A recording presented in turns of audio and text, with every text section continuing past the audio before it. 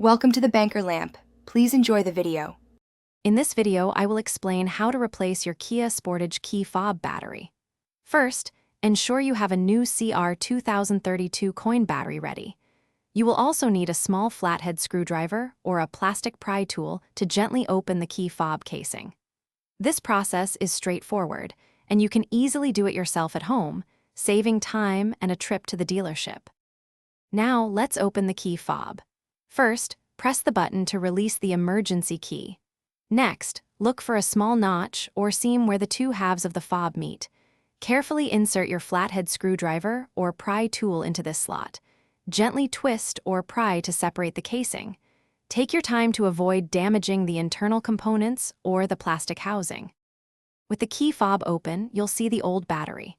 Before removing it, observe its orientation, usually with the positive side facing up. Use your screwdriver or fingernail to gently pry out the old CR 2032 battery. Now, take your new CR 2032 battery and slide it into the slot, ensuring the positive side, marked with a plus sign, faces upwards. It should click securely into place. Finally, it's time to reassemble your key fob. Carefully align the two halves of the casing and press them firmly together until you hear them snap securely into place. Reinsert the emergency key. Now, test the key fob's functionality by trying to lock and unlock your vehicle. It should work immediately without reprogramming. If you found this helpful, please like and subscribe.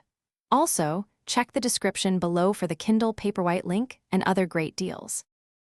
Thanks for watching. If this was helpful, leave a like and consider subscribing. See you next time.